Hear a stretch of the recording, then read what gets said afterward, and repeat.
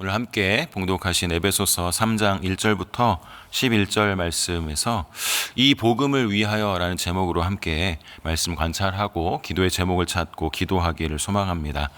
에베소서 2장까지는 어제까지 새벽 말씀을 통해서 우리가 확인할 수 있었던 것은 이방교회 성도인 에베소 교회 성도들에게 구원이 얼마나 복되게 시작되었는지, 그 구원이 얼마나 복된 것인지, 그리고 그 구원으로 인해서 얼마나 복된 소망이 생기게 되었는지, 어떤 존재로 우리가 바뀌게 되었는지, 그래서 성령 안에서 어떻게 하나님께서 교회를 이루어 가시는지를 깊이 있게 말씀했던 것을 확인할 수 있습니다. 오늘 3장은 그런 맥락에서 그렇게 복된 구원, 복된 소망을 우리에게 주신 하나님께서 얼마나 풍성한 은혜를 우리에게 주신 것인지를 계속해서 자신의 이야기를 통해서 설명해 가기를 시작합니다. 오늘 1절을 보면 이러므로라고 말씀을 시작하고 있습니다. 이러므로라고 하는 말씀은 다시 말하면 이런 이유 때문에라고 할 수 있습니다. 이런 이유 때문에. 그렇다면 그 이유는 무엇일까요? 2장까지의 내용을 정리해 보자면 우리에게는 하나님의 그 구원을 통해서 새로운 신분이 주어졌습니다. 전에 이방인이었고 허물과 죄로 죽어있던 우리 성도를 살리셔서 하나님의 교회, 하나님의 사람, 새로운 존재로 만드셨다는 것이죠. 주일 우리 달목사님 설교를 통해서 우리가 말씀 들었던 것을 기억하시겠지만 그리스도의 피로 공간적으로, 거리적으로 가까워질 수 없는 사람들이 가까워지게 되었고 하나님의 백성이 되었고 지어져 가는 교회로, 또 완성되어져 가고 연결되어져 가는 교회로 우리가 부르심을 받았다, 하나님과 화목하게 되었다라고 하는 말씀을 2장 말씀을 통하여서 설교한 것을 우리가 들을 수 있었습니다.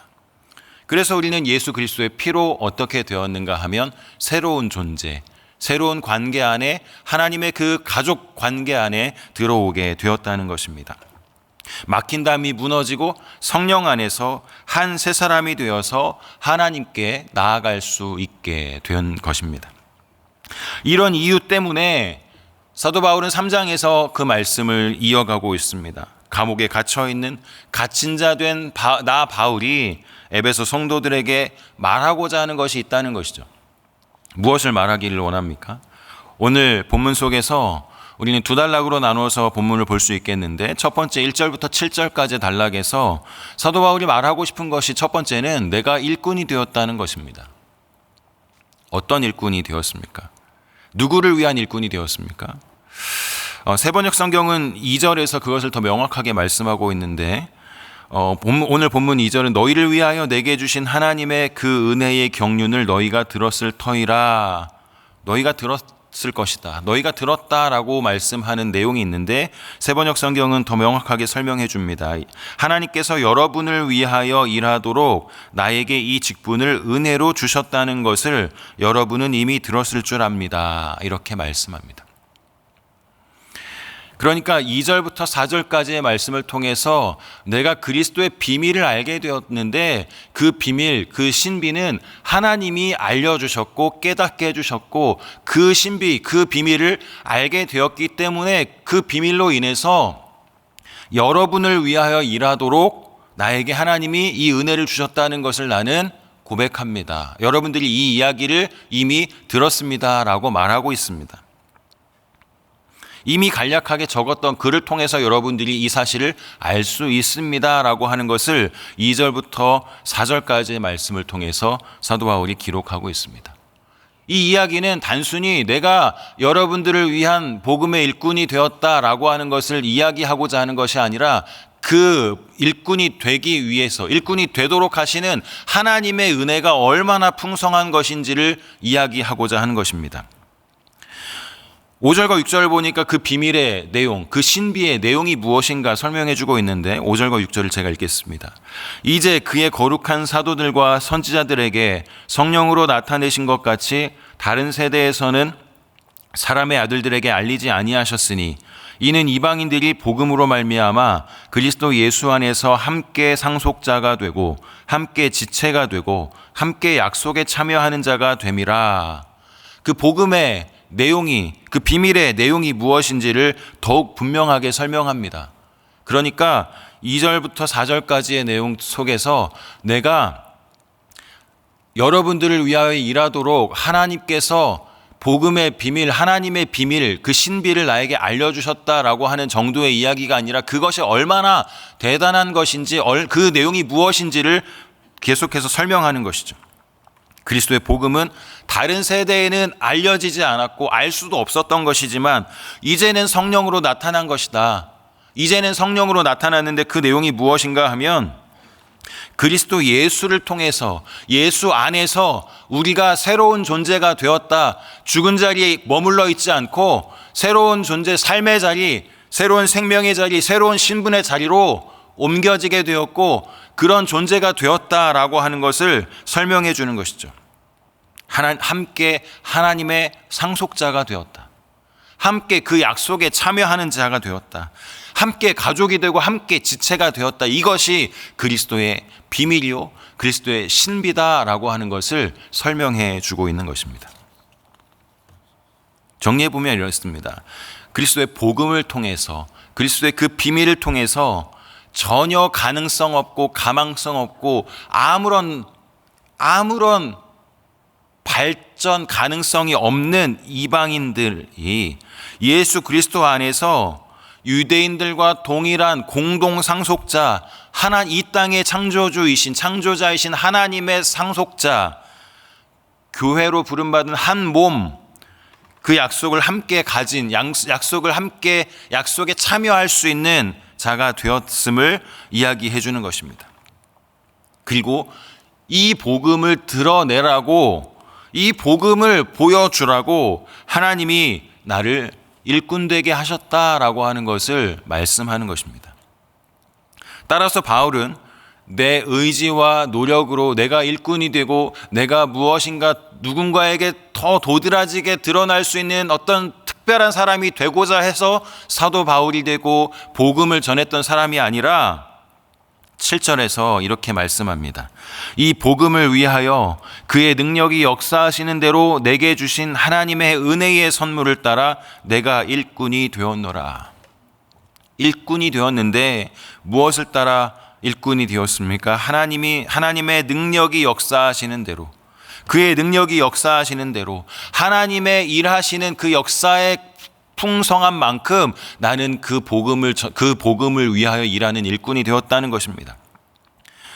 나에게 주신 하나님의 은혜의 선물을 따라 내 능력과 내 의지와 내가 하고 싶은 생각을 따라서 된 것이 아니라 하나님께서 은혜의 선물을 주셨기 때문에 이 복음을 위하여, 무엇을 위하여입니까? 무엇을 위하여? 이 복음을 위하여 여러분들을 섬기는 일꾼이 되었다고 고백하는 것입니다.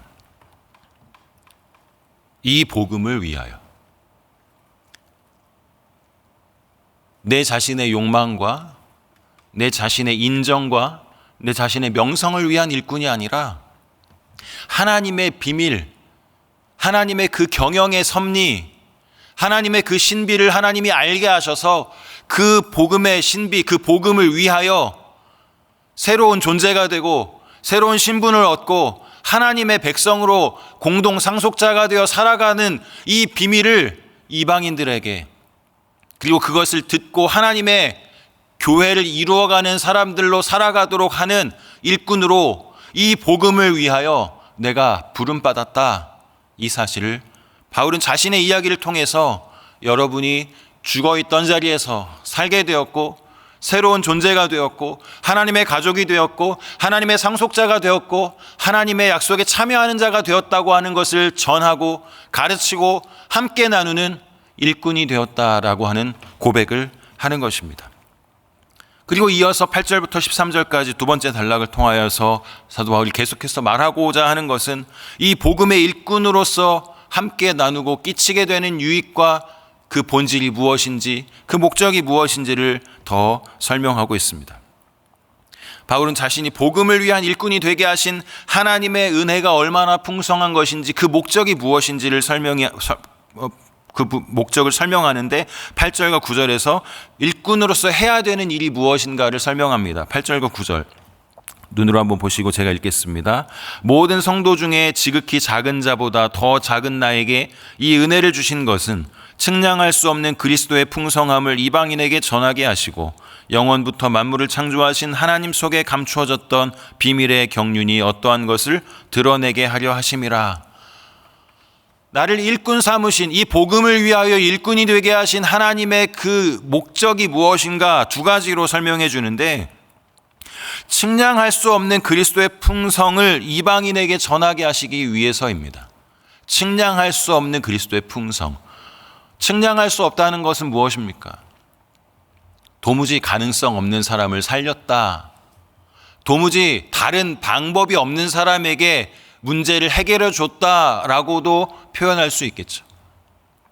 우리 스스로는 구원의 길을 들어올 수도 없었고 우리 스스로에게는 어떠한 방법도 없었지만 하나님의 그 경륜, 하나님의 그 비밀, 하나님의 그 신비를 통해서 죽은 자리에서 우리는 생명을 얻게 되었고 하나님의 가족이 되었고 하나님의 교회가 되었다. 이 사실, 이 복된 구원이 우리에게 주어졌다라고 하는 것을 이방인에게 전하라고 나를 일꾼으로 부르셨다는 것이죠. 두 번째는 그 하나님 속에 감추어졌던 비밀의 경륜이 어떠한 것.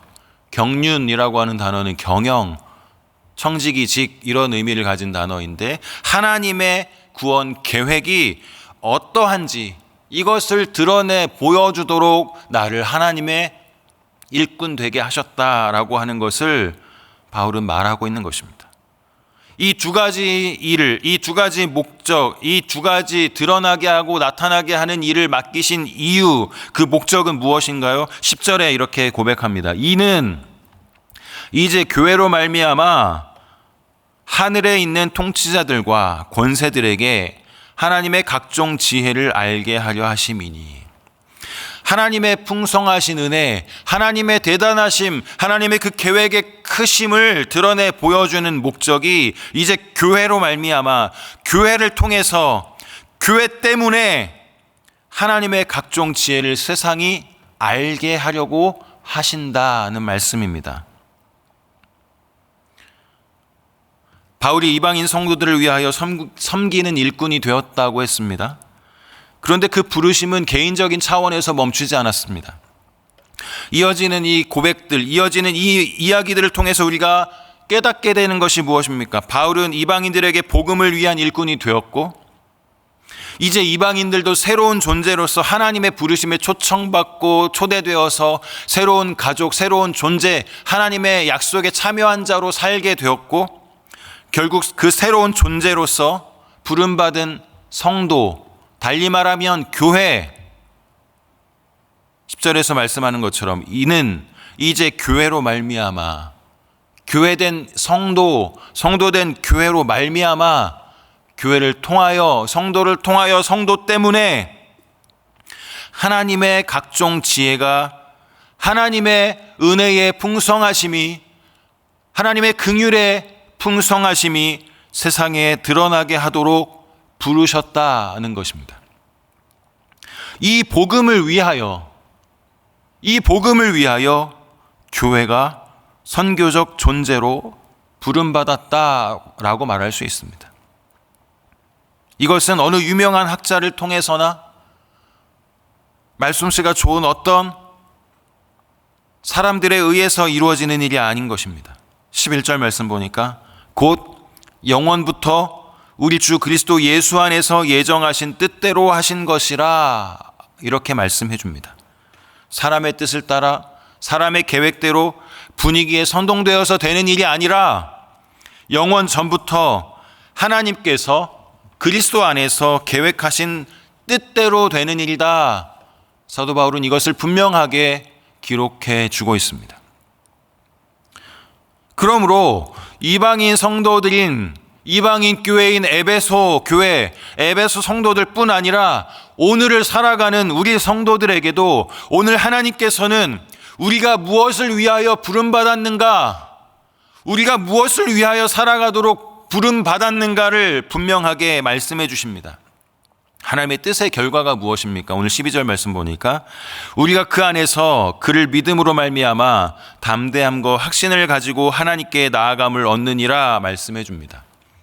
11절까지의 말씀을 통해서 우리는 분명히 확인할 수 있습니다. 이 복음을 위하여 사도 바울은 부르심을 받았고 일꾼이 되었지만 사도 바울 혼자 스스로 개인의 일로 치부되는 것이 아니라 결국 그렇게 확산되어진 복음, 이 복음을 위하여 확산되어진 하나님의 계획이 부름받은 우리 모든 성도들에게 담대함과 확신을 가지고 하나님께 나아감을 얻게 만들었다는 것입니다.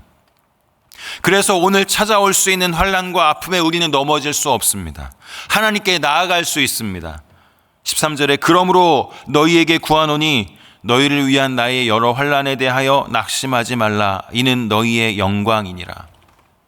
1절에서 갇힌 자 된 나 바울, 갇힌 상황에 있던 것을 말했던 바울은 13절에서 나의 여러 환난에 대하여 갇혀있고 매맞고 옥에 갇혔던 이러한 여러 가지 환난에 대해서 성도들에게 낙심하지 말라고, 이것이 오히려 너희의 영광이라고 가르쳐 줍니다.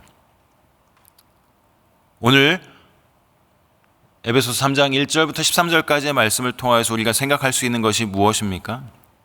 하나님은 이 복음을 위하여 바울을 이방인을 위한 일꾼이 되게 하셨습니다. 그들에게 복음의 비밀을 드러내게 하셨을 뿐 아니라 그 복음을 알게 된 이방인들을 새로운 존재, 하나님의 교회가 되게 하셨다는 이 사실을 통해서 지금까지 그 복음을 위하여 교회인 우리를 선교적인 존재, 선교적 존재로 부르셨음을 우리를 통하여 깨닫게 해줍니다. 우리에게는 그리스도를 통하여 하나님 앞에 담대하고 당당하게 나아갈 수 있는 특권이 주어졌습니다.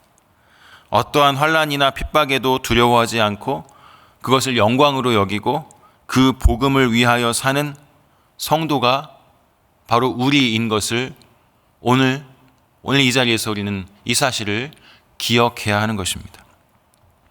그래서 오늘 이 말씀을 생각하면서 우리 각자의 삶 속에서 우리가 무엇으로 어떤 존재로 부름받았는가, 하나님의 약속에 참여한 자, 새로운 하나님의 가족, 선교적 교회, 선교적 성도, 하나님의 부르심을 완수해 가야 하는 하나님의 백성으로 부름받았다고 하는 이 사실을 오늘도 기억하고 담대함과 확신을 가지고 하나님께 나아가는 복된 한 날, 또 그 하나님을 드러내는 삶을 살아내는 귀한 한 날이 되시기를 예수님의 이름으로 축복합니다.